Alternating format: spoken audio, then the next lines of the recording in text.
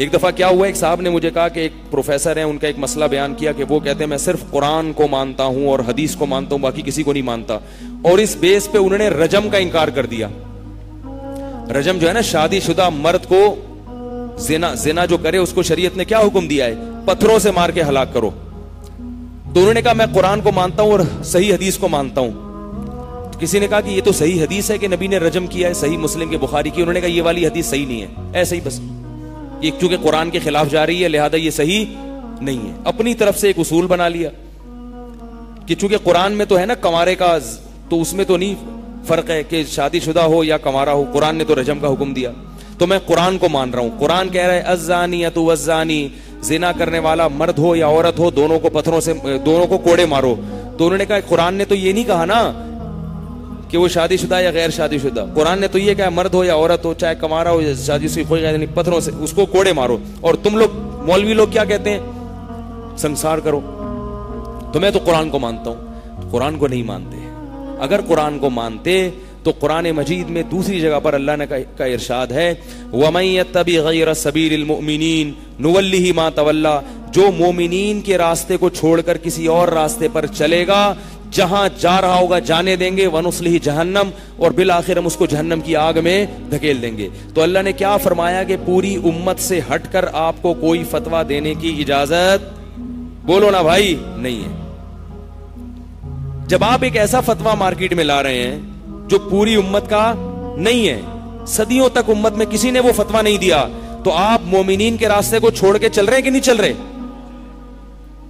تو یہ اب آپ اگر کہہ رہے ہو کہ یہ رجم اسلام میں نہیں ہے, اس کا مطلب آپ نے قرآن کی اس آیت کا انکار کر دیا. تو اجماع امت کا کسی چیز پہ جمع ہو جانا یہ حجت قطعیہ ہے, اس کے خلاف کوئی دلیل نہیں چلتی.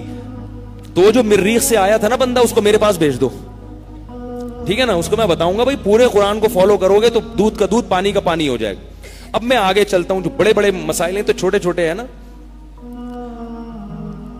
بہت بڑا مسئلہ اس وقت دنیا میں اسلام اور کفر کا بنا ہوا ہے. آج ہمارے بہت سے نوجوانوں کے دلوں میں اسلام مشکوک ہوتا چلا جا رہا ہے.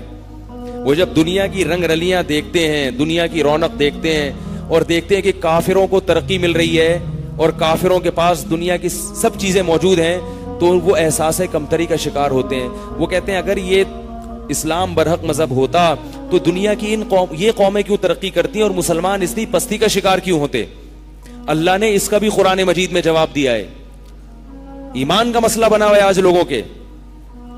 دیکھو ایک بات کان کھول کے سن لو. ایک دفعہ ایک بندہ آیا میرے پاس, واقعات میں اس لیے سناتا ہوں, میں نے بتایا کہ وہ واقعات سے جو بات سمجھ میں آتی ہے. ایک صاحب میرے پاس آئے, کہنے لگے کہ مجھے اسلام کے بارے میں شکوک و شبہات ہیں. یہ خوب اچھی طرح سمجھیں, یہ جو میری بحث ہوئی نا 1-1.5 مہینے پہلے کی بات ہے. کہنے لگا مجھے اسلام کے بارے میں, بولو نا, شکوک و شبہات, جس کی وجہ سے نہ میں عبادت کر پا رہا ہوں, نہ میں کچھ بھی نہیں میرے سے ہو رہا. مجھے تو کانسیپٹ ہی کلیئر نہیں ہو رہا. بہت ساری چیزوں کے اشکالات ہیں جو مجھے جواب نہیں مل رہے. میں نے کہا اچھا میں آپ کی ایک ایک اشکال کا بعد میں جواب دوں گا, لیکن پہلے یہ بتاؤ کہ اسلام چھوڑ کے کس کو فالو کرنا چاہتے ہو, اور جس کو فالو کرنا چاہتے ہو کیا اس پہ اشکالات نہیں ہیں؟ ہے بھائی. ایک آدمی تھا ہمارے بچپن میں, اس کو اسلام پر یہ اشکال ہوا کہ مسلمانوں میں لڑائیاں بہت ہوئی ہیں آپس میں, تلواریں چلی ہیں, گردنیں کٹی ہیں, حضرت علی کو بھی شہید کیا گیا, کربلا میں حضرت حسین کو شہید کیا گیا, اور یہ اسلام کی تاریخ تو اس سے بھری ہوئی ہے. لہذا اسلام چھوڑ کے نقل کفر نباشت معاذ اللہ عیسائی ہو گیا. کیا بن گیا؟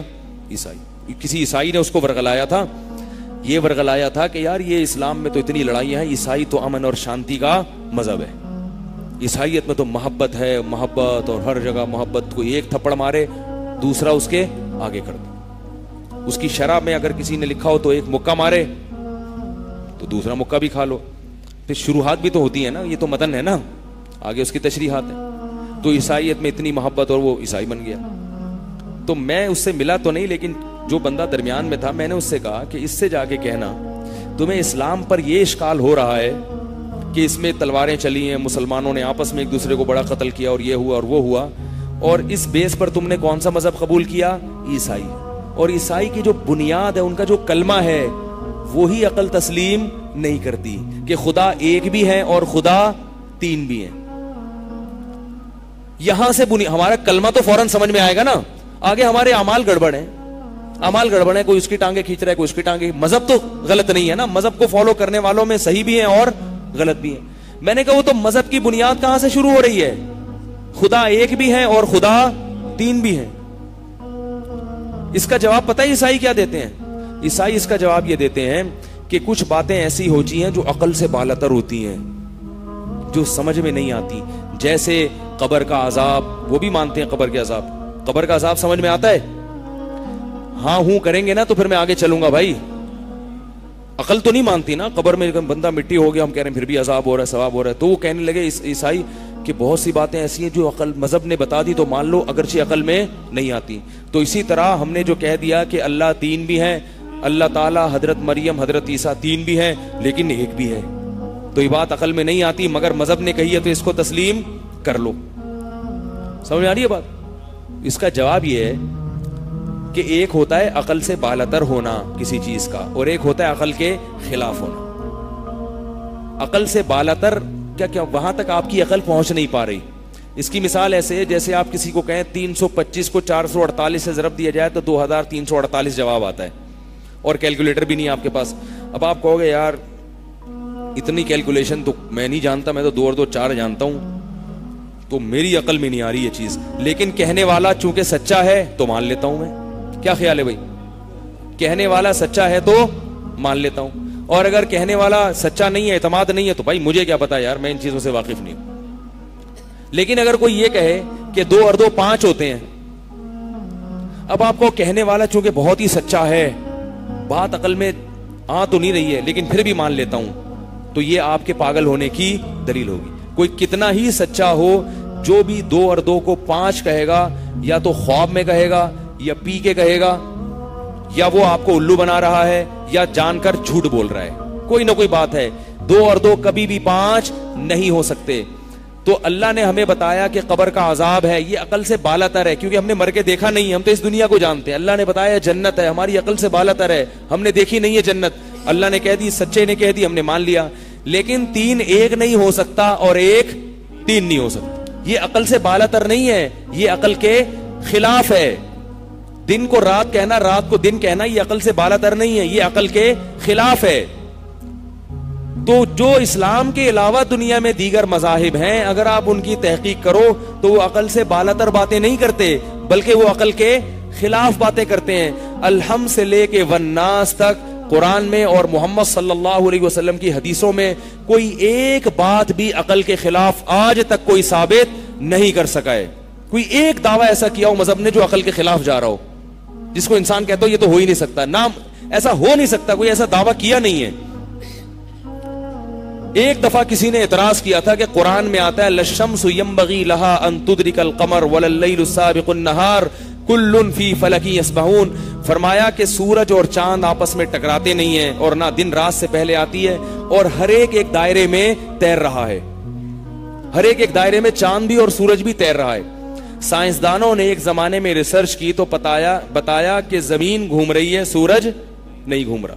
تو اس آیت پر اعتراض ہوا کہ ہم نے خوردبینوں سے, دوربینوں سے مشاہدے کر کے دیکھ لیے, پتا چلا کہ سورج نہیں گھوم رہا, گھومتی کون ہے؟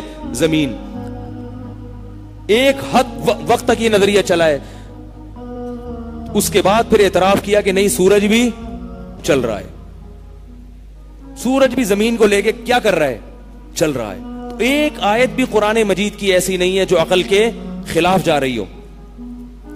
تو جتنے لوگ جن کو اسلام پر شکوک و شبہات ہوتے ہیں, ان سے پوچھو کہ پھر کرنا کیا ہے تم نے, تو جس مذہب کو فالو کر رہے ہوتے ہیں نا, اس پر اس سے زیادہ اشکالات ہو رہے ہوتے ہیں.